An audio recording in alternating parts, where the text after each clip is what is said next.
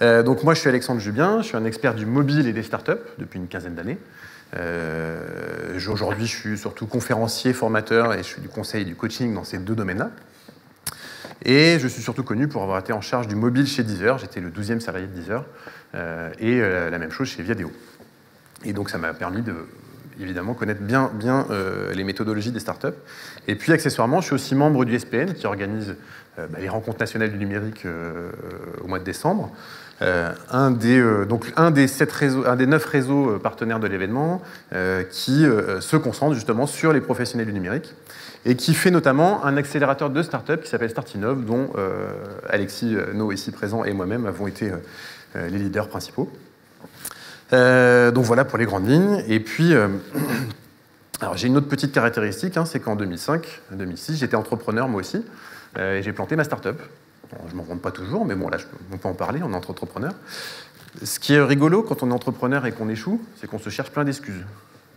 Et les gens n'ont pas compris ce que je faisais, c'était pas de chance, c'était pas le bon moment, c'était pas le bon sens du vent. Mais toutes ces excuses-là ne sont pas valides. Par contre, il y en a une qui l'était. C'est qu'à cette époque-là, il n'y avait pas de théorie, il n'y avait pas de choses écrites ou de méthodologies qui existaient pour réussir. Elles sont apparues depuis, plutôt issues de la Silicon Valley. Et c'est une partie de ça qu'on va survoler aujourd'hui. Le Customer Development en fait partie. Et donc, bref, la seule bonne excuse que j'ai retenue, c'est que comment réussir, il n'y avait pas trop ça à cette époque-là. Et depuis, c'est apparu. Et alors, le point intéressant, c'est que ce n'est pas seulement les startups. Les choses dont on va parler sont aujourd'hui peuvent être appréhendées par n'importe quel type d'entreprise. Et c'est une grande partie de mon métier aujourd'hui, y compris par des grandes entreprises, des entreprises de toute taille. Et j'interviens aujourd'hui beaucoup dans des grands groupes pour amener cette culture des méthodologies start-up. Et c'est le cas aussi. Donc on a la chance aujourd'hui d'avoir des gens de chez La Poste qui justement, on va pouvoir se rendre compte que c'est le cas aussi chez eux. C'est les mêmes types de culture, mêmes types de méthodologie. Alors Patrice, je t'invite à te présenter en quelques phrases. Oui, bonjour à toutes et à tous. Donc, je suis directeur de la communication du groupe La Poste pour la région Poitou-Charentes et Limousin. Je suis également représentant du groupe auprès de l'écosystème numérique du Poitou-Charentes, particulièrement intéressé par les démarches d'innovation notamment. Et je suis également, et à ce titre justement de cet intérêt, de cet investissement, administrateur du SPN. Je vais juste vous brosser rapidement un portrait très simple du groupe La Poste pour vous aider à comprendre qui est Alain, qui est avec moi aujourd'hui. Le groupe La Poste, aujourd'hui, c'est 250 000 personnes, 24 milliards de chiffre d'affaires, dont plus de 20% est déjà réalisé à l'export. Ça, c'est un peu moins. On a 30 000 collaborateurs du groupe qui travaillent à l'étranger. Le groupe La Poste, c'est 5 filiales. C'est la banque postale, c'est le colis, c'est le réseau, c'est la toute petite jeune qui est la branche numérique et c'est notre branche historique, le courrier, celle que vous connaissez sans doute le mieux et qui réalise encore aujourd'hui la moitié du chiffre d'affaires du groupe. Donc Alain travaille à la direction industrielle de cette branche courrier. Oui, bonjour à tous. Donc, je suis Alain Binet. Pour tout vous avouer, je suis un peu local parce que j'ai travaillé pendant 3 ans à côté, à Mini-Ausence, et j'ai contribué à la construction de la plateforme qui est à quelques kilomètres d'ici. Donc, j'ai grand plaisir à revenir ici. Donc, moi, je travaille à la direction industrielle des plateformes, un peu un directeur opérationnel pour les 33 pics. Mais j'y reviendrai après. En tout cas, grand plaisir de participer avec vous et de nous parler du groupe La Poste. Super, alors le point important, on fait un grand écart entre start-up et grands groupes, et on prendra des exemples de l'un, des exemples de l'autre, c'est que c'est pour toutes les entreprises, c'est justement ça le point très important. Bref, et alors, on va se poser d'abord la question de pourquoi une start-up doit changer. Alors je fais écho à ce qu'on a entendu ce matin avec Monsieur Pic, c'était très intéressant. D'abord, une start-up au début, elle part en échouant. Et pour trouver le succès, il faut qu'elle déséchoue en permanence, qu'elle passe son temps à ne pas échouer. Parce qu'elle est en état de mort par défaut. Parce qu'au début, elle n'a pas d'argent, il faut qu'elle lève des fonds. Voilà. Donc on va voir un peu de détails là-dessus. Et on l'a vu avec ces disrupteurs ces dernières années, donc Monsieur Pic Pascal Pic en a beaucoup parlé ce matin. Aujourd'hui, les entreprises qui préemptent par exemple l'industrie du taxi ou du transport personnel de chauffeurs privés, ou l'hôtellerie, ou peut-être demain l'alimentaire, on en parlera un peu plus tard, sont plus ceux d'hier. On a vu avec Airbnb, Uber, etc. Et ce n'est pas forcément les entreprises les plus puissantes, les plus riches initialement, ou celles qui ont les meilleurs ingénieurs sortis des plus grandes écoles. C'est plutôt celles qui ont su soit changer et bien s'adapter, soit capturer les changements du monde. Et alors, ce qui les caractérise, quand elles fonctionnent, en tout cas, même quand elles démarrent, c'est ce qu'elles ont envie de transformer, c'est cette croissance exponentielle. Très simple pour expliquer le concept startup, start et up. Mais c'est vraiment ce qui caractérise une startup. Alors ça, c'est la théorie. La réalité, elle est beaucoup moins drôle. La réalité, c'est des petits jeunes qui sont tout contents de leur idée, et puis ils commencent à avoir un peu de résultats, et puis après, ils tombent dans une durée plus ou moins longue de désespoir. C'est là où beaucoup de startups meurent, peut-être 80%. Et puis, parfois, ils trouvent un truc et ça marche. Alors, ça peut être plus ou moins long à cette période-là. 1 an chez Deezer, 3 ans chez... alors, 6 ans chez Blablacar, et 3 ans chez... c'était quel exemple que j'avais Dailymotion, je crois que c'était 3 ans. Bref. Il y a une première phase où on va faire plein d'expérimentations. On va chercher ce qui marche. Comme au début, ça ne marche pas très bien, on a notre idée, on a des trucs qui fonctionnent, mais tout ne marche pas bien. On va chercher ce qui marche. Et il y a un concept qui s'appelle le concept de pivot, qui est assez important là-dedans. Le pivot, c'est comme au hand ou au basket. Hein. On va garder une partie du business, on va bouger une autre partie. Exemple, une entreprise qui passe du grand public, une start-up qui passe de client grand public à client entreprise, parce que ça ne marche pas très bien dans le grand public. Ou Deezer, qui est parti d'un site internet gratuit, pour arriver à un service mobile payant avec les opérateurs. Et donc, on va faire plein d'essais jusqu'à trouver des choses qui marchent et qui vont nous permettre de rendre le business pérenne. Et on a une sorte d'état qu'on appelle l'adéquation produit-marché, ou product market fit.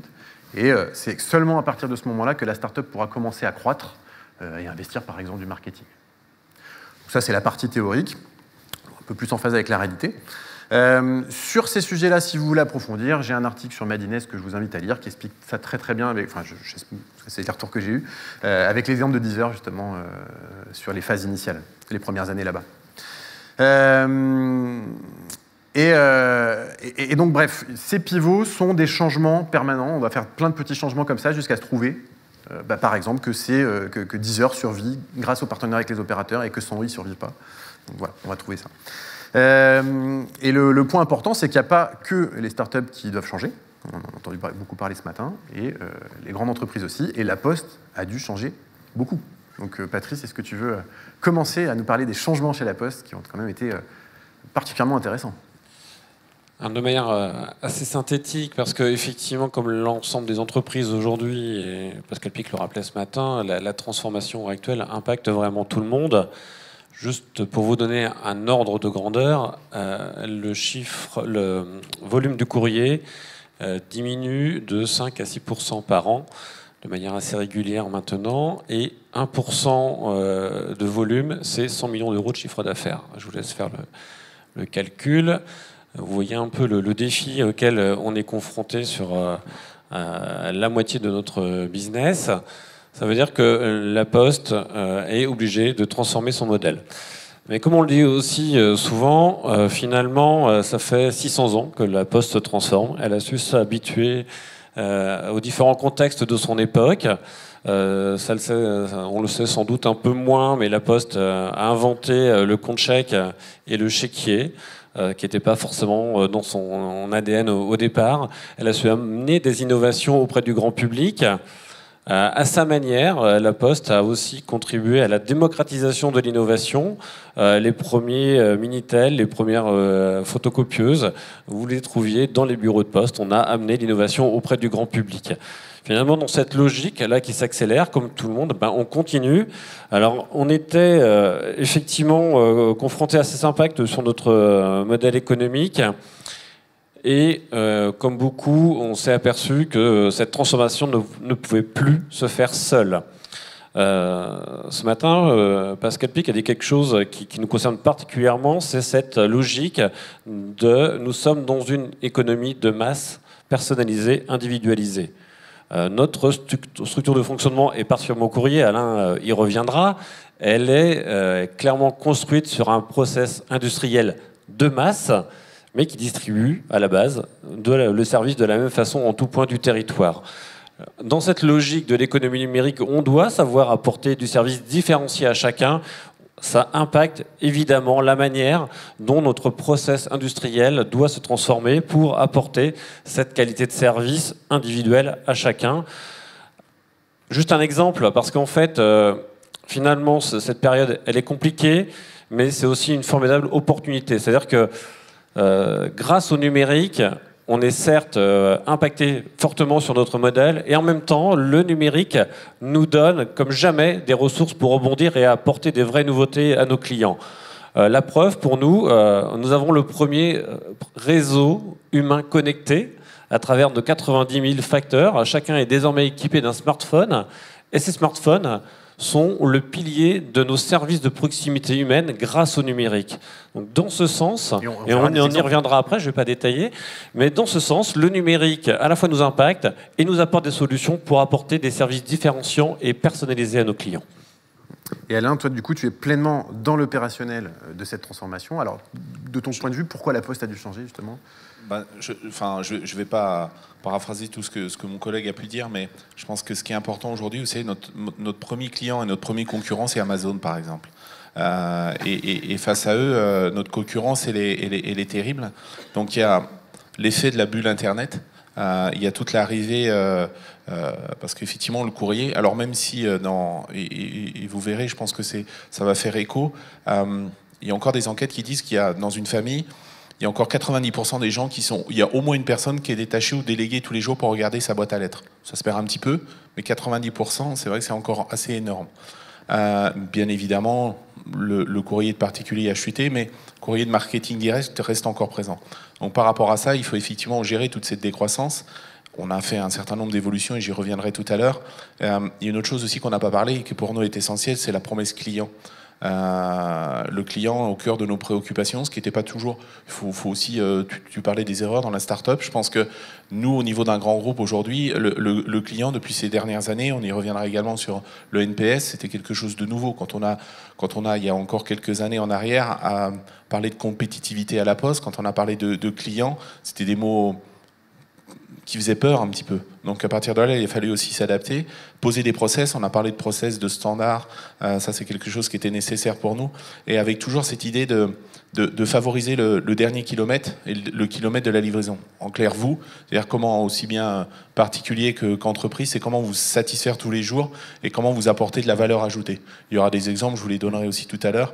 Et c'est aussi là-dessus, dans nos échanges, que aujourd'hui, Amazon, premier client, demain peut-être premier concurrent. Uber aussi peut devenir... Bien sûr, on voit des choses comme ça. Et donc, vous êtes obligé de changer aussi à cause de ça. Il y a des échanges avec Uber. La Poste a des échanges avec Uber. Il y a du partenariat qui peut se faire, qui peut se créer, etc. Et je pense qu'il y a une autre chose aussi qui est au cœur de nos préoccupations. C'est la sécurité, la santé et la vie au travail. Je pense que c'est un élément aussi qui est crucial pour nous. Tu as parlé de 160 000 personnes. Le courrier, c'est encore 150 000 personnes. 80 000 facteurs, aux environs de 15 000 personnes dans les centres de tri. Donc une forte activité de main-d'œuvre très prenante sur lequel il faut effectivement gagner en productivité puis gagner en flexibilité. C'est-à-dire que ce qu'il faut aussi qu'on gagne, et je pense que on copie les modèles de start-up parce qu'il faut qu'on ait cette flexibilité sur des entreprises comme la nôtre qui sont assez lourdes, qui sont nationales voire internationales. Et on va voir d'ailleurs que ça se ressemble beaucoup. Exactement. Très bien. Donc pour nous, beaucoup de choses à faire. Alors revenons un petit peu aux startups et aux méthodologies qu'elles utilisent, les choses que j'ai introduites tout à l'heure. C'est pas compliqué. Alors c'est la même chose dans les innovations dans les grandes entreprises. On doit trouver le bon produit, trouver la bonne chose à faire, bien la faire et bien la vendre. Pas dur, hein. Alors ça c'est valable pour toute entreprise évidemment. Mais ça c'est juste pour vous donner où se positionnent les méthodes.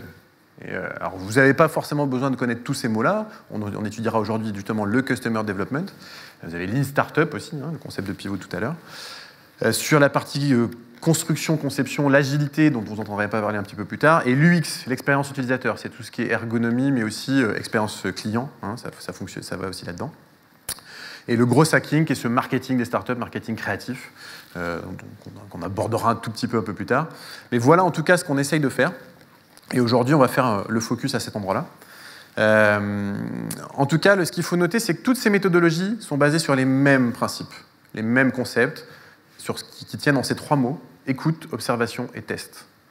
On va écouter nos utilisateurs, écouter nos clients, on va les observer pour bien comprendre ce qui les gêne, ce qui leur fait mal, ce qui ne fonctionne pas. Et on va aussi faire des tests et des expérimentations avec eux. Et dans les startups, c'est ce qui nous permet d'expérimenter, et donc de trouver ce qui fonctionne et ce qui nous permettra de survivre. Et dans les grands groupes, c'est ce qui vous permet d'innover, de créer de nouveaux services, qu'on va voir ensuite. Donc, allons-y, Customer Development, une partie un peu plus théorique, qui était le concept initial de cet atelier. Le premier grand mot, c'est sortir du bâtiment. Vous avez votre tour d'ivoire dans les bureaux, on peut faire des réunions sur des concepts dans les bureaux, on a toujours raison quand on est dans nos bureaux. Et quand on va se frotter au terrain, c'est tout de suite moins drôle. Et le problème qu'on a eu historiquement, c'est que pour aller se frotter au terrain, parfois il fallait construire un truc qui valait 10 millions. Et après, une fois qu'on avait ce truc qui était construit, on allait se frotter au terrain, et puis si ça se plantait, on avait tout perdu. Aujourd'hui, on va essayer de dérisquer le plus tôt possible, et le Customer Development passe beaucoup par des interviews face à face. Pour aller sur le terrain, on va aller directement parler à notre cible. Alors moi, je prends souvent l'exemple d'une application pour les gens qui font de la plongée, dont j'avais l'idée. Je suis allé faire la sortie des clubs de plongée pour interroger des plongeurs et leur dire « je bosse dans l'innovation, j'aimerais vous interroger », commencer à échanger avec eux pour comprendre quelles sont leurs attentes, leurs besoins. Et on va faire 3 types d'interviews, on va les aborder. Le premier, c'est plutôt des découvertes, parler des bonnes expériences passées. Comment est-ce que vous avez découvert la meilleure plongée de votre vie?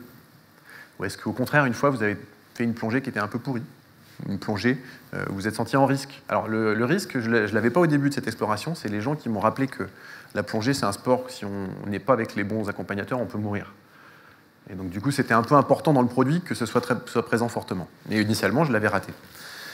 Et donc les expériences passées, positives, négatives, et puis on va essayer de découvrir tous les points de friction, les trucs qui ne marchent pas, et notamment là où il y a de la valeur, là où... Et on va parfois faire des découvertes, des choses auxquelles on n'avait pas pensé, et là, on va prendre des exemples. Et le grand point, c'est qu'on se met aussi en capacité de découverte, et pas seulement en capacité de pensée interne. Avec la tour d'ivoire, on n'a que nos cerveaux. Quand on va se frotter à nos utilisateurs, on va faire de la sérendipité, trouver des choses qu'on ne cherche pas, mais qui peuvent être très grandes. Alors, 3 étapes pour une startup, pour reprendre tout à l'heure notre market fit. D'abord, on va s'assurer que le problème existe, et que la solution qu'on veut y proposer correspond bien. Donc, est-ce que le problème vaut le coup d'être résolu? Parce que peut-être que les gens, en fait, ils ont déjà tout ce qu'il faut pour trouver des bonnes plongées. Et de toute façon, ils choisissent peut-être pas leur voyage par les plongeurs choisissent peut-être pas leur voyage par la plongée. Donc, je ne vais pas peut-être créer cette appli si elle ne mérite pas d'être construite. Ça se passe avec les interviews problèmes. Je vais les questionner. Donc vraiment, expérience passée, mais aussi solution de contournement. Comment font-ils? Qu'est-ce qu'ils prennent? Comment ils font pour trouver cette information-là? J'ai pu découvrir que des gens allaient carrément sur les forums guides de routard, interroger des gens qui étaient déjà allés dans les clubs de plongée. Donc c'était là où il fallait sourcer l'information. Voilà. Donc voilà, et on va essayer de trouver surtout nos premiers clients, nos 10 premiers clients avec qui on va construire toute la suite. Et quand on sera à 10, on essaiera de passer à 50. Et quand on sera à 50, on essaiera de passer à 100. Et quand on sera à 100, peut-être demain, des millions. C'est ce qui s'est passé pour 10 heures. Voilà. Et donc la deuxième étape, on va aller valider que la solution correspond au bon problème et qu'elle pourrait être adoptée, qu'elle a le potentiel d'être adoptée. Voire, on va carrément faire le test, est-ce qu'elle peut être adoptée? Par exemple, en mettant une page d'inscription, ça va être lancé bientôt, inscrivez-vous. Vous voyez souvent ça dans le monde des startups. Les gens qui font la promotion d'un truc qui va être lancé plus tard. C'est une manière de vérifier qu'on a du potentiel. Mais on va peut-être aussi carrément passer par des interviews solutions, donc carrément avec des maquettes parfois même interactives, pour voir comment les gens appréhendent la solution, est-ce que ça se passe bien, est-ce qu'ils comprennent ce que ça fait, carrément du prototype, donc la landing page d'atterrissage, ce que j'ai mentionné juste avant, là, le fait de dire aux gens ça existe, ça va exister, inscrivez-vous. Et puis le concept de MVP qu'on abordera un tout petit peu plus tard, qui est retenez prototype. Voilà, ce qu'on peut retenir, c'est que le R vient des matelas gonflables, parce qu'au début, c'était des matelas gonflables dans leur appart pendant des événements. Donc le R vient des matelas gonflables, Airbnb, Air Bed and Breakfast. Et c'est plus intéressant, cette partie-là. Là. À un moment, ils n'arrivent pas à croître, et probablement que l'entreprise va mourir. Il y a plein de moments où l'entreprise manque de mourir. Eh bien, ils réalisent que des photos sur leur site sont pas sexy, elles sont vilaines. Alors en fait, c'est pas ils réalisent, c'est qu'ils ont bien écouté, bien observé, et des utilisateurs leur disent dans les interviews que les photos sont pourries. Mais à l'époque, elles sont prises avec des Nokia, pas les mobiles qu'on a aujourd'hui. Donc ça s'explique bien. Et les photos sont pourries, et donc du coup, c'est pas très sexy. Et donc la chose qu'ils font, c'est de tester Ils vont, avec leur appareil réflexe, prendre les meilleurs appartements de New York qu'ils ont dans leur catalogue, et ils font des photos pro avec. Et ils les mettent en ligne. Et d'un seul coup, ces appartements sont loués 2 ou 3 fois plus. Et ça leur a permis d'avoir une croissance multipliée par 3 sur les années suivantes. Je pense que si Airbnb ne fait pas cette découverte-là, ils n'en sont pas là où ils en sont aujourd'hui. C'est un des moments clés de leur histoire. Et juste parce qu'ils ont su bien écouter et ensuite faire le bon test, on parlera du test and learn aussi tout à l'heure, le test qui prouve que c'est la chose qu'il faut faire. Alors, la chose qu'il faut faire, c'est, dans le cas d'Airbnb, ça a été de créer un réseau de photographes.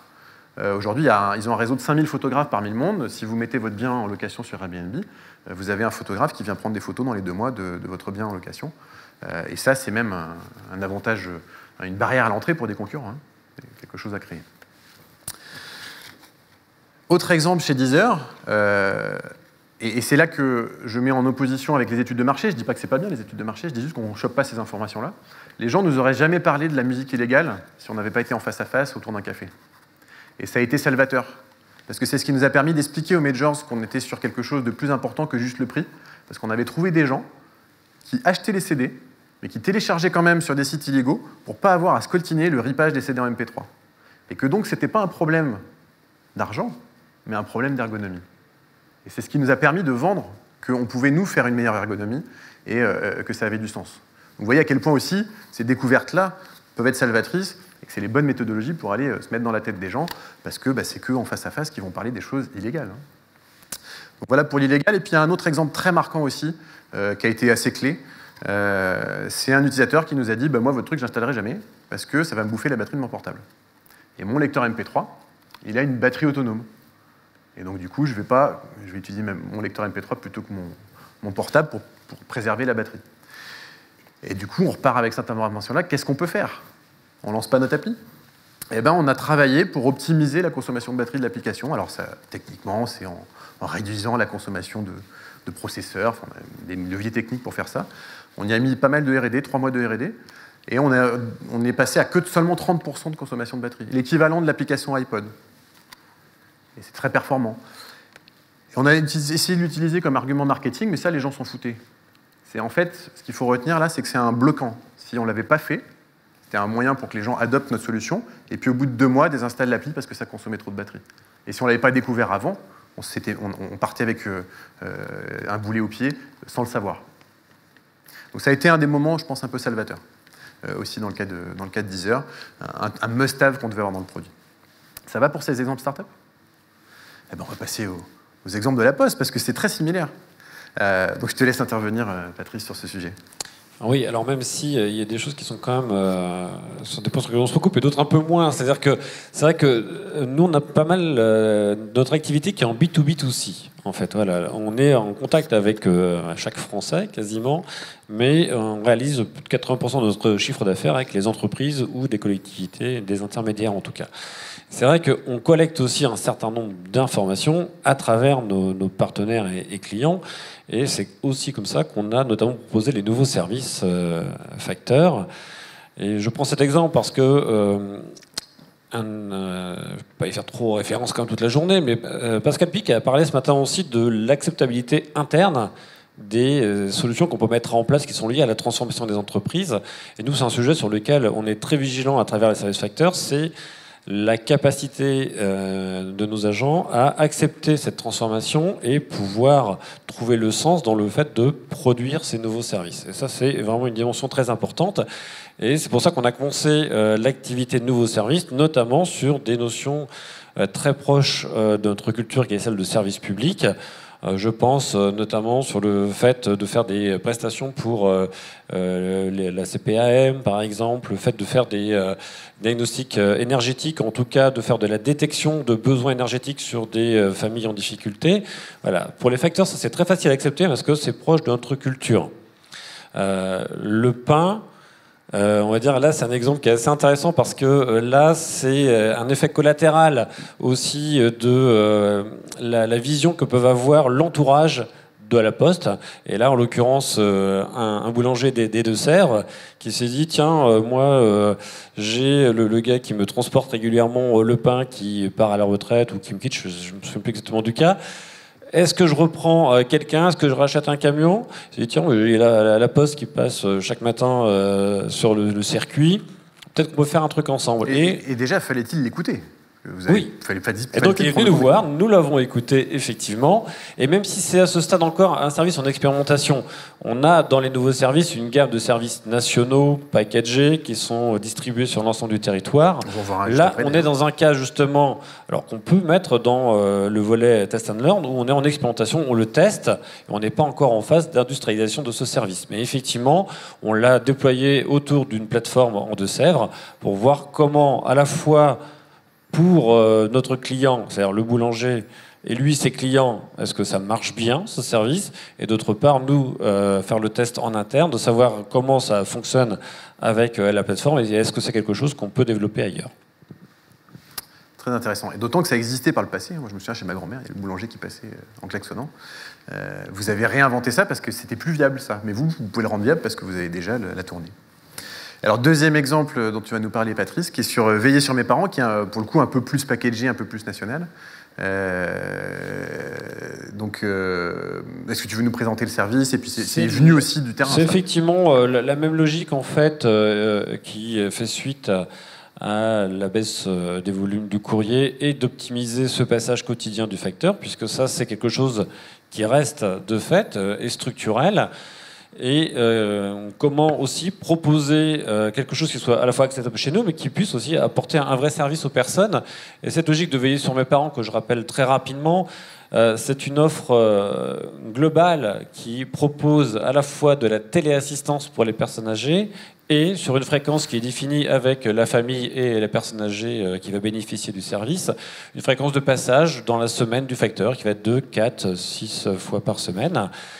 Et là, une fois de plus, on va faire le double lien avec l'humain et le digital. C'est-à-dire qu'effectivement, une fois de plus, le numérique nous bouscule dans notre business model, mais en même temps, veiller sur mes parents n'existerait pas sans le numérique, parce que très clairement, le service qui est proposé à travers ça, c'est le passage du facteur, donc cette proximité humaine qui va rencontrer la personne âgée chez elle, et en même temps le retour immédiat à la famille à travers le smartphone du facteur qui va remonter l'information pour dire que le passage a été effectué, le service a été effectué, que les points de contrôle qui sont prévus dans ce process ont été effectués, que tout se passe bien, que la personne va bien et que la famille n'a pas à s'inquiéter.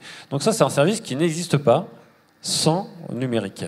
Donc là, on est vraiment dans ce passage qui est vraiment notre vraie volonté à la Poste de dire que notre position à nous, elle est justement sur ce point de passage entre le physique et le digital avec la présence de l'humain au milieu. Et moi, ce que j'ai trouvé génial aussi là-dedans, c'est que ça se faisait déjà. Le facteur se faisait alpaguer par ma grand-mère et il ne pouvait pas partir avant qu'il ait pris son café. Et du coup, là, vous avez su en profiter et bien écouter et positionner ça même de manière encore plus transcendée, j'ai envie de dire. Alors, il y a une autre approche. Donc, j'ai mentionné tout à l'heure le terme de MVP, Minimum Viable Product, produit minimum viable, dont on entend beaucoup parler dans les startups, mais aussi de plus en plus dans les grandes entreprises. C'est essayer de trouver le chose le plus petit qu'on peut lancer pour tester si ça marche, pour voir si ça fonctionne. À petite échelle, parfois, mais parfois aussi à grande échelle. Et alors, je vais vous prendre quelques exemples. My Little Paris, c'est parti à la base d'un petit email aux copines. Puis c'est devenu une grosse newsletter avec 1 million d'inscrits, puis c'est devenu un site qui s'est revendu au féminin. Blablacar et Uber, c'était des services téléphoniques. Uber, ils avaient les chauffeurs de limousine d'un côté, et les usagers de l'autre. Et ils faisaient le lien par téléphone. C'est là qu'ils ont compris que ce n'était pas facile de se trouver sur le terrain et que la géolocalisation dans le numérique, grâce aux applications, serait super intéressante. Alors j'ai un autre exemple là. C'est une famille dont le père et les enfants ont fait des pierres peintes avec des petits monstres en doublon. Et il y avait la moitié de ces petits monstres qui étaient dans un musée, et l'autre moitié disséminée dans la ville, il fallait les photographier dans la ville. Ça vous fait penser à quoi comme MVP? Ce serait le MVP de quoi? Aller chercher des petits monstres dans la ville avec son téléphone en les prenant en photo. Pokémon Go, tout à fait. Ça pourrait très bien être le MVP de Pokémon Go en termes d'exploration. Donc voilà ce que c'est que le concept de MVP. Le but, c'est pas seulement le prototyper, c'est d'aller prouver des hypothèses, d'aller prouver que ça marche, que l'alchimie, pouvoir interroger les utilisateurs ensuite en leur disant c'était génial ou pas? Et là, je pense que l'expérience, c'était génial. Donc voilà. Alors, autre exemple. Donc celui-là est assez parlant. Alors, les puristes du MVP vous parleront de ça, que c'est toujours quelque chose qui doit évoluer, permettre de satisfaire l'utilisateur au fur et à mesure. On voit là le passage du skate jusqu'à la voiture, et pas trop ce genre de choses. Je ne suis pas complètement d'accord. Moi, ce qui importe pour moi, c'est qu'on valide des hypothèses. On valide qu'on est sur un bon chemin, qu'on va vers la réussite.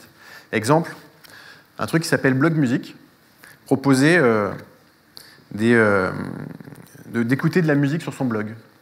Alors, vous aviez le blogueur qui prenait un petit widget, et puis les gens qui visitaient son blog, ils pouvaient écouter sa playlist. Et Blog Music, c'est la société qui est devenue Deezer. Et qu'est-ce que ce petit widget sur les blogs a permis de prouver? Il a permis de prouver, les gens sont prêts à écouter de la musique sur Internet. Mais deuxièmement, tous les gens qui écoutaient de la musique sur les blogs, des blogueurs, ils revenaient vers le blogueur ou vers Blog Music pour dire « Ouais, mais ce qui serait vachement sympa, c'est d'écouter la musique qu'on veut. » Donc la musique à la demande. Et donc c'est de là qu'est né Deezer. Si Deezer passe pas par la case Blog Music, peut-être que probablement Deezer n'existe pas.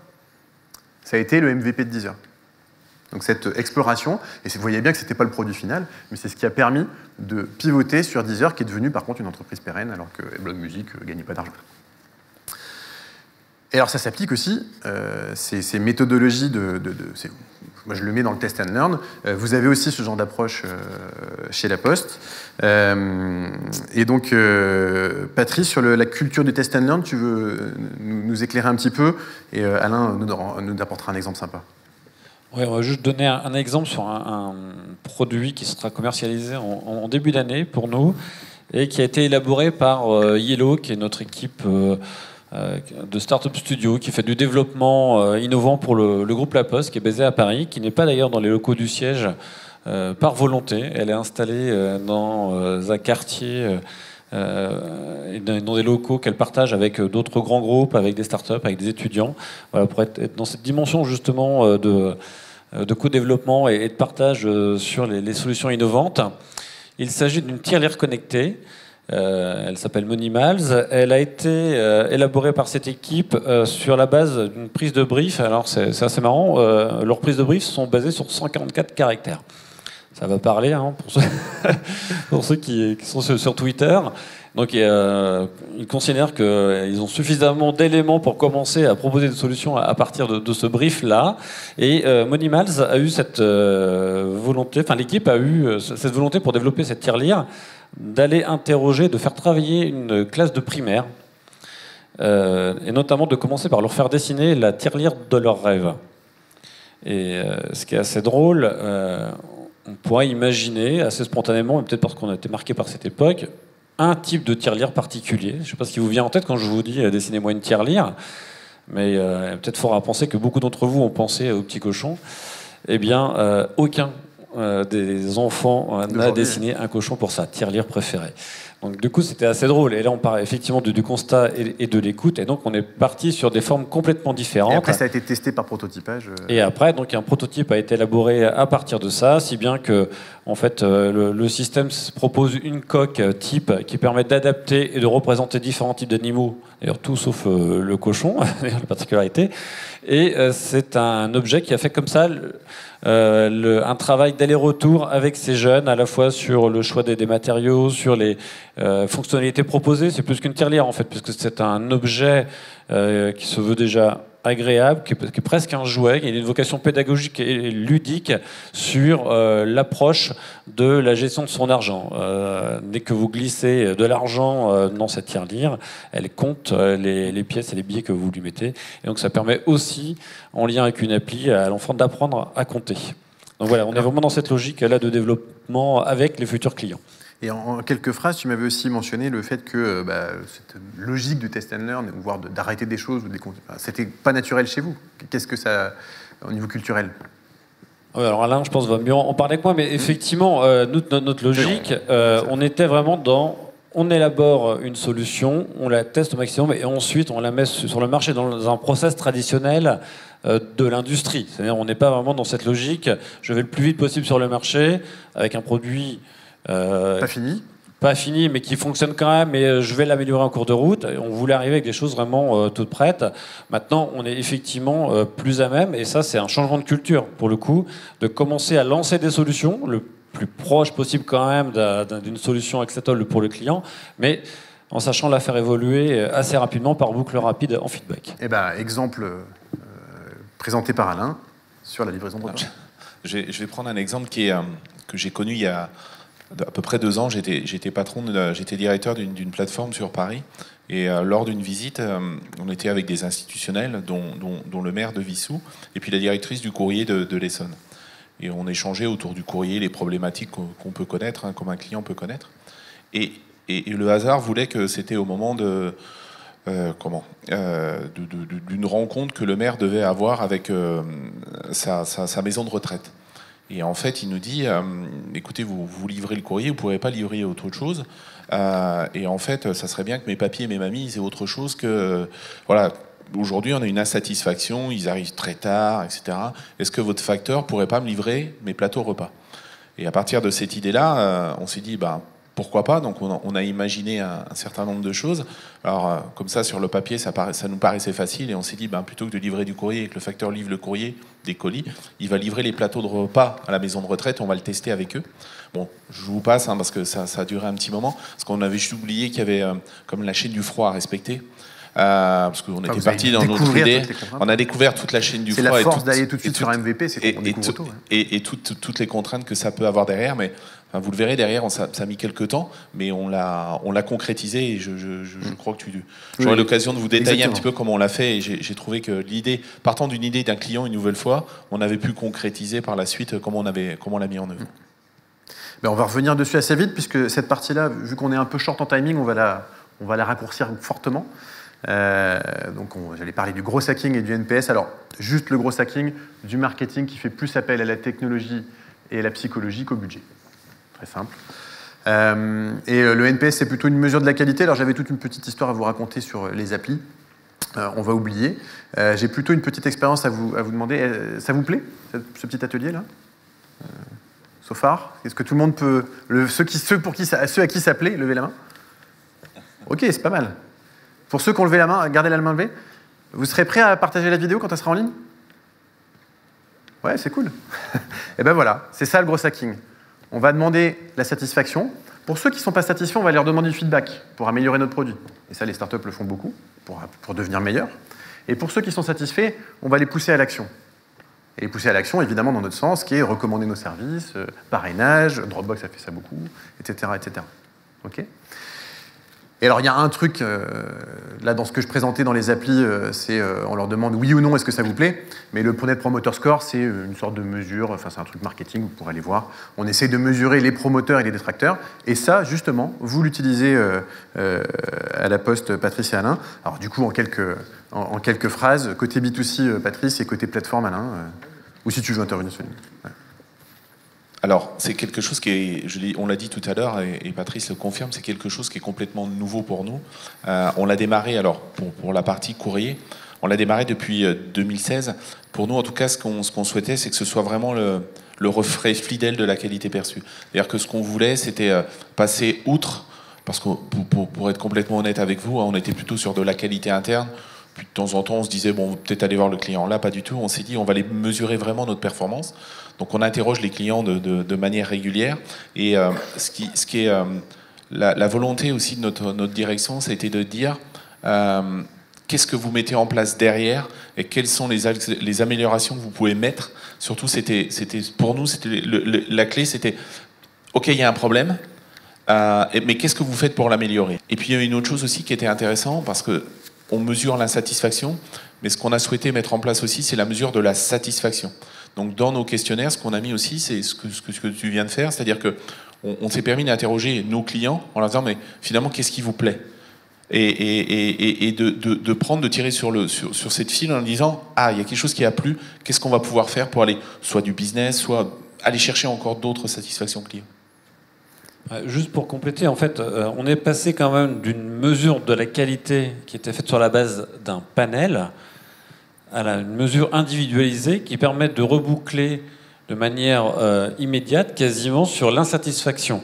En fait, ce qui est très important pour nous dans cette démarche, et là on est dans une quasi-rupture culturelle chez nous, c'est-à-dire que cette mesure du Net Promoter Score permet au client, quand il a réceptionné un colis ou qu'il attendait une lettre, etc., suivant la qualité qu'il a perçue sur le service rendu, remonter immédiatement. Alors là, en l'occurrence, on va parler d'une insatisfaction qui va redescendre dans une boucle très rapide. Et là, on est quasiment en jour J ou dès le lendemain auprès de l'établissement responsable de ce client pour aller le voir, l'interroger et vérifier ce qui s'est passé, si c'était juste une erreur conjoncturelle liée au passage du facteur ou vraiment un défaut de process qu'il va falloir rectifier. En tout cas, on est rendu, et là on s'approche de cette qualité individuelle qu'on cherche à rendre à chacun de nos clients, et non plus simplement se dire on est à 95% de service de manière globale, de qualité de service, on est satisfait avec ça. Non, maintenant on va vraiment vers cette recherche du service individuel. Et c'est ce qu'une startup fait en customer development. Elle fait ses 10 ou 50 premiers clients, parce qu'elle n'a pas le choix. Si elle les rate, elle a perdu. Alors du coup, tu m'avais dit aussi que c'était culturellement, ça ressemblait plus à Amazon. Et pour revenir sur Amazon, il y a aussi, on a parlé d'alimentaire, ce côté alimentaire très fort. Donc Patrice, tu as aussi des choses à nous raconter sur le food. Le fait que demain, Amazon est peut-être, avec Amazon Fresh, ils ont racheté Whole Food aussi. Mais vous avez votre mot à dire aussi là-dessus. Déjà, la livraison de repas et pain. Alors ça, c'est des démarches qui peuvent peut-être surprendre parce qu'on va finir par considérer que la Poste finit par s'insinuer un peu partout dans la vie des gens. Mais en même temps, quand on voit toutes les pistes que prennent Google ou Amazon, justement, je ne vois pas pourquoi on s'interdirait d'aller sur certains secteurs, d'autant plus quand on en a une légitimité pour y aller. Et là, en l'occurrence, effectivement, on parlait du portage de repas, mais sur le transport de l'alimentaire, on a lancé une offre qui s'appelle Chrono Fresh, et qui là aussi fait appel au numérique, puisqu'en fait, c'est un suivi de la température dirigée. Le client qui envoie ses colis alimentaires qui peuvent être soit du frais, soit du surgelé, a un suivi de la température de ses colis permanent. Donc il peut vérifier en ligne où en est son colis et si tout au long du parcours de son colis, la chaîne du froid a été respectée. Donc ça, c'est un service qui est opérationnel sur toute la France. On l'a lancé il y a maintenant 1 an et demi, ça s'est déployé progressivement. Et maintenant, on commence à regarder l'Europe. On a un partenariat avec l'Espagne qui a commencé à s'ouvrir. Et maintenant, on va aller sur d'autres pays. Et c'est un service qui démarre vraiment très très bien.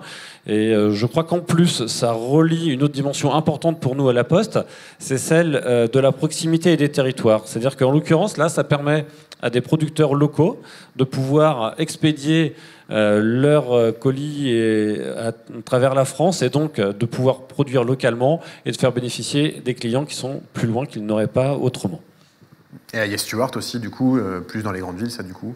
Vous avez racheté Stewart, qui était une des... Et on a racheté Stewart, effectivement. Alors là, c'est plus pour apprendre aussi. Parce que alors Stewart, c'est une distribution de colis par des... porteurs qui sont à vélo. Donc lancé à Paris, la start-up se développe dans plusieurs villes, dont Bordeaux. Et on collabore avec Stewart parce que d'abord... Il y a aussi l'alimentaire sur Stewart, non ? Stewart, le transport du colis, alors eux ils sont pas franchement sur l'alimentaire, mais c'est du colis en général. Mais ce qui est intéressant, c'est plutôt leur modèle et surtout le fait qu'on collabore qu'eux en particulier parce qu'il y a un modèle social déjà à la base chez Stewart qui est plus proche du nôtre. Et nous, on cherche aussi, parce que c'est quand même un secteur qui est assez critiqué pour ça, je pense à d'autres acteurs à vélo. Et du coup, La Poste, à travers ça, a souhaité quand même apporter aux collaborateurs de Stewart une forme de protection sociale différente. Donc, grâce à l'apport du groupe La Poste, ces collaborateurs peuvent bénéficier d'une mutuelle et d'une protection sociale renforcée que n'ont pas forcément les acteurs d'autres sur ce marché. Et alors du coup, pour rebondir sur ce sujet alimentaire, Alain, le sujet livraison des repas passe à l'échelle maintenant, à la phase industrielle, du coup, avec Elior. Alors, par rapport au plateau repas, ce qu'on s'est dit suite à l'échange, c'est que c'était 2 marchés pour nous en croissance. Le premier, c'est le marché des seniors. Et puis le deuxième, c'était le marché des services à la personne. Et ce qu'on a souhaité faire également, c'était s'appuyer sur la confiance des facteurs. Puisque le facteur est effectivement, avec le pompier, le boulanger, une personne sur laquelle les personnes ont confiance, en tout cas la population. Donc pour nous, c'était cohérent de se lancer dans ce business. C'était cohérent aussi dans notre business qu'on a lancé autour de la silver economy, qui est importante pour nous. Et on a signé un contrat avec Elior. C'est-à-dire que l'intérêt qu'a vu Elior, c'était le métier d'Elior, ils nous l'ont expliqué à plusieurs reprises, c'est pas de livrer des repas. Leur fonds de commerce, il est à en faire davantage et plus encore, et encore plus satisfaire. Et en étudiant et en échangeant avec Elior sur la livraison, on s'est rendu compte aussi, c'est peut-être anecdotique, mais on l'a mis dans le coup, c'est que quand ils ont fait l'étude, ils se sont rendus compte que leur livreur, il passait à peu près 1 minute 30 chez le client. 1 minute 30. Donc c'était très rapide. Il posait le repas, il posait le plateau, voire le jetait, entre guillemets, si je puis dire. Ce qui nous a été demandé, nous on leur a donné, et on l'a facturé, parce qu'il y a, bien évidemment, on n'est pas des philanthropes, mais on est passé à 3 minutes 30, je crois, de mémoire, parce que derrière, le besoin, c'était, non seulement on apporte le plateau, mais on dit un mot. Et on rejoint un petit peu ce qu'on avait écouté, enfin l'écoute, le rôle et puis les enjeux qu'on avait derrière. Donc on l'a découvert, on a appris en marchant, mais quelque part Elior était prêt à mettre en se disant facturez-moi un peu plus s'il faut, parce que je sais que derrière il y a de la satisfaction client. Alors oui, du coup, et on va enchaîner encore avec toi Alain, c'est bien joli tout ça. Mais le facteur, il trouve où ce temps-là? Il trouve où ce temps? Et puis c'est pareil pour les repas. J'imagine il y a des impacts côté plateforme, côté industriel. Comment on s'y prend pour qu'il trouve le temps de parler à ma grand-mère? Ou pour livrer des repas? Je vais aller assez vite. Le parcours de votre lettre, il démarre à gauche avec l'entreprise et les particuliers, avec des plateformes où on va collecter le courrier. Il va aller sur le noyau central, qui sont des plateformes, de grosses plateformes. Et puis, donc là, on est sur à peu près sur une journée. Et puis derrière, il va revenir à travers d'autres plateformes, à travers leur facteur. Donc à gauche, il y a le facteur, au milieu des plateformes, et sur la droite, à nouveau le facteur, qui va soit dans votre entreprise ou soit chez le particulier. Quelques exemples pour s'adapter, et je dirais que je vais prendre l'exemple de la région. Il y a encore 10 ans, il y avait 4 centres de tri dans la région. Aujourd'hui, il n'y en a plus qu'un, qui est à quelques kilomètres d'ici. Il y a 10 ans, on était à peu près 20 000 personnes dans les centres de tri. On est à peu près entre 12 000 et 12 500 aujourd'hui. Donc toutes ces évolutions, on l'a réalisé, à la fois en l'expliquant, c'est une culture du changement qui était très très forte pour nous, et avec des directives très fortes de notre direction. Vous l'imaginez, la Poste est un acteur sur lequel on regarde effectivement tout ce qui est mouvements sociaux, notamment on a des forts enjeux vis-à-vis du collectif. Et puis donc à partir de là, c'était les devises qui avaient été données, et on continue à l'appliquer. C'était aucun licenciement, profiter bien évidemment de l'effet âge, parce qu'on est sur une population vieillissante, mais il n'empêche qu'on continue à rester et à maintenir un niveau de 250 000 personnes, et pas de mobilité à plus de 30 km. Donc à partir de là, on est rentré dans une conduite de changement très très forte, conduite de projet, une conduite RH extrêmement importante, et pour bien connaître la région, c'est vrai que c'est quelque chose qui s'est fait, qui s'est bien fait, et qui nécessite du temps, et qui nécessite effectivement, tu l'expliquais, sur la phase de changement, de culture de changement, parce que on copie ce que font les startups, certes, mais derrière, ce qu'il faut aussi qu'on copie, c'est comment on emmène l'humain avec nous. Et je pense que c'est au cœur aujourd'hui de tous les échanges que vous avez pu avoir, qu'on a pu avoir avec vous. Et je pense que c'est un bon exemple, en tout cas, de cette conduite que nous on mène et qu'on continuera à mener. Aujourd'hui, il y a 33 plateformes. Demain, il y en aura certainement un peu moins. 10 ans, il y en avait une soixantaine. Donc, vous voyez, tous les ans, mais ce que l'on fait aussi, c'est qu'on adapte en permanence nos plateformes. Aujourd'hui, dans une plateforme, avec du courrier, vous l'avez compris, on a parlé des plateformes. Dans les plateformes. Il y a des plateformes de test and learn, des plateformes pilotes. Il y a des plateformes pilotes, en fait, c'est ce qu'on essaye de faire. Donc, il y en a une à La Rochelle. Il y en a une à La Rochelle, à Périgny, où on teste toutes les nouveautés, entre guillemets, de tout ce qu'on peut livrer demain. On a parlé du colis, du chrono, les fameux PPI. Pour nous, alors ça vous parle pas, c'est notre langage. Les PPI, c'est les petits paquets import. En fait, quand vous commandez sur Internet, on l'a sous 3-4 jours, parce que finalement, il y a énormément de... c'est une croissance, pour travailler pas très loin de Roissy, en étroite collaboration avec les gens de l'aéroport, on est en croissance de plus de 30% dans ce qui nous arrive de Chine. Donc de la clé USB à la lampe, donc c'est des tout petits paquets. Quand vous le commandez, on a l'impression de commander à côté de chez nous, mais en fait non, ça arrive de manière internationale. Donc ça, cette croissance-là pour nous est à intégrer justement dans les activités, dans ce qu'on fait, dans ce qu'on teste, et on se prépare pour demain. Donc on commence par 3, demain il y en aura certainement de plateformes en test, demain il y en aura probablement une quarantaine, l'objectif est aux environs de 200. Alors pour rebondir sur le sujet humain, centré humain aussi pour le collaborateur et la conduite du changement, toi tu bosses aussi avec le Lab d'Innovation de Paris, où les innovations sont faites pour l'humain, pour aider l'humain. En fait, c'est j'aime à répéter ça, on vous l'a dit souvent depuis cette intervention, je pense que sans l'humain, on ne fera rien. Mais par contre, il faut qu'on les aide.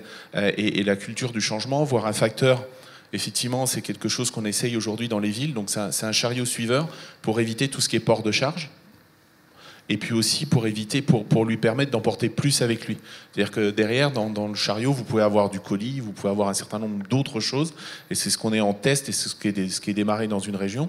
Et l'autre chose, là, on est plus sur la partie des centres de tri, où effectivement on utilise la cobotique. Alors qu'est-ce que la cobotique? La cobotique, c'est effectivement un robot. Vous n'avez pas besoin de le mettre dans une cage pour fonctionner comme on peut voir dans l'automobile. En fait, c'est un complément par rapport à l'humain. Donc c'est ce qu'on est en train de travailler. Peut-être demain des exosquelettes même. Et demain, enfin c'est même plus demain, c'est déjà en place. Donc on travaille beaucoup avec les universités aussi.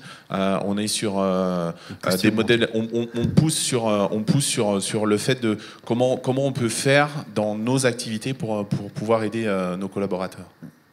Alors moi, ce qui m'avait marqué pour faire la transition avec la fin, c'est vous posez votre gros enjeu, c'est comment faire pour que la préparation et beaucoup de choses qui prenaient avant 1h30 ou 2h en prennent plus de 30 minutes pour dégager 1h30 sur les services à valeur ajoutée humain.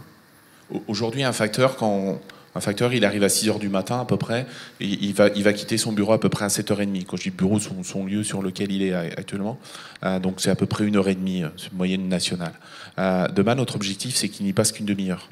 Pour regagner encore cette heure, justement pour faire autre chose, pour aller sur de la valeur ajoutée, mais en dehors du bureau. C'est-à-dire que notre volonté, c'est effectivement d'aller au plus près du client, mais tout ça part effectivement de la culture du changement qu'on peut avoir et qui est pour nous nécessaire aujourd'hui. Le facteur était très lié au courrier, donc cette culture du changement, de dire que demain il va faire du colis, du plateau repas, du pain, c'est quelque chose sur lequel on travaille et pour lequel on passe énormément de temps, on passe énormément d'énergie à expliquer le pourquoi et le sens de l'entreprise.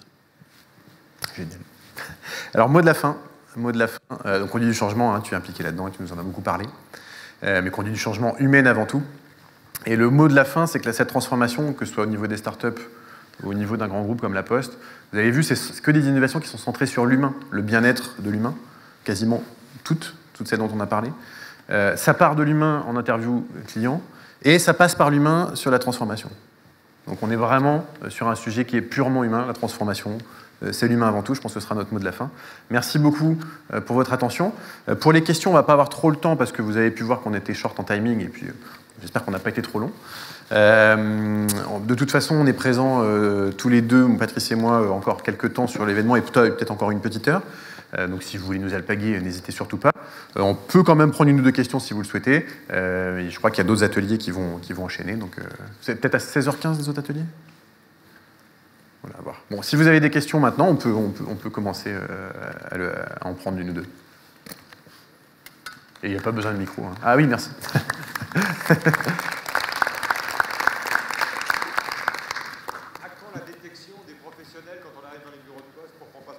À quand la détection des professionnels pour qu'on arrive dans les bureaux de poste pour qu'on passe plus vite? Messieurs. Merci de votre question. Non, effectivement, c'est un sujet très intéressant parce que pour moi, ça se relie à des tests qu'on a fait. Je vais prendre plutôt par là parce qu'on est sur le test and learn. Alors, ce n'est pas encore déployé, donc je vais vous répondre partiellement, mais il y a maintenant 1 an ou 2, je crois, il y a eu une petite mode qui est en train de passer, mais c'était celle des beacons. Vous savez, ces petites balises de proximité qui réagissent. Alors, je crois que c'est pas du Bluetooth, c'est de la NFC, je crois. Bluetooth Low Energy. Ouais, ou NFC. Et donc, en reliant le beacon à des bases de données, en fait, ça permet de reconnaître le client qui rentre, en l'occurrence, dans le bureau, et donc de pouvoir l'orienter directement vers le bon guichet ou de l'interpeller directement. C'était des tests qui permettent, par exemple, imaginons que vous êtes dans la base du bureau concerné, vous rentrez, la balise vous détecte, et sur l'équivalent du Factéo pour nos guichetiers, donc le Smartéo, et il y a une alerte qui dit voilà, monsieur Intel vient de rentrer dans le bureau et on vient vers vous en disant bonjour, bienvenue, et je vous dirige vers le bon îlot. Voilà, ça c'est peut-être le bureau de poste de demain. En tout cas, ce sont des choses qu'on teste et qui démontrent de toute façon la volonté qu'on a de vouloir améliorer le service dans ce sens. Et il y a tout un travail qui est mené autour de la carte pro aussi pour améliorer ce service-là. un sketch de Danny Boone sur la queue à la poste. Il va très bien dans ce sens-là. Moi j'ai une question. Vous parlez beaucoup du facteur dans la structure de la poste. Bien évidemment, tout est structuré. On voit que toute la stratégie se focalise sur le facteur. Et je voudrais savoir quelle est la part du facteur dans la structure de votre organisation par rapport à l'ensemble des nouveaux métiers qui se sont venus greffer derrière, en valeur et en argent. Et puis pour faire le parallèle par rapport aux startups, avez-vous pensé, quand vous innovez, que le client peut aussi jouer le rôle du facteur, comme font toutes les startups aujourd'hui? Je ne sais pas si vous avez entendu la question, mais oui, enfin, aujourd'hui, vous l'avez compris, vous l'avez dit, le facteur, c'est le premier représentant, ce qui n'était pas le cas avant. Donc il faut effectivement être vigilant à la fois sur la perception que vous pouvez avoir. Ce qu'on s'est rendu compte aujourd'hui aussi, c'est que c'est un peu un parallèle qu'on peut avoir et qu'on a fait, nous, c'est que finalement, le fait d'avoir, par exemple, toujours le même facteur sur la même tournée peut parfois causer même des problèmes. Parce qu'il y a des mauvaises habitudes qui se prennent et finalement, le retour au client, il n'est pas le même. Alors nous, on est satisfait, on peut être, à titre perso, on peut être satisfait parce que c'est le même client. Enfin, on est client, on est satisfait de notre facteur, mais finalement, avec d'autres, il peut être complètement à l'inverse. Et renvoyer, il n'est pas au rendez-vous. Après, de dire qu'il y a des startups qui peuvent se mettre en concurrence avec nous, si j'ai bien compris, enfin, en tout cas, c'est ce que j'ai compris, c'est évident, c'est évident. Mais c'est pas pour autant que on va pas faire avec eux. On a parlé d'associations, on peut pas tout dévoiler sur les startups sur lesquelles on a association aujourd'hui, mais il y en a un certain nombre. Mais enfin. Nous, on ne le considère pas comme de la concurrence, si je puis dire. Quoi. Comme des opportunités. C'est plus des opportunités, je vous assure. Enfin, me semble. Et puisque vous pouvez les faire passer à l'échelle, en plus. Après, derrière, on peut multiplier très rapidement. Donc, c'est l'avantage qu'on peut avoir. Après, ce qui est parfois difficile, c'est qu'une start-up que vous pouvez avoir à Lille, à Lyon ou à Paris peut être différente de ce qu'on peut avoir. Je vais prendre je sais pas, un endroit qui est beaucoup plus rural. Là, ça va être un peu plus compliqué. Ouais. Bon, en tout cas, moi, je vous remercie aussi beaucoup tous les deux pour cet atelier. Merci beaucoup à vous aussi. Et je pense qu'on peut applaudir nos intervenants de la Poste.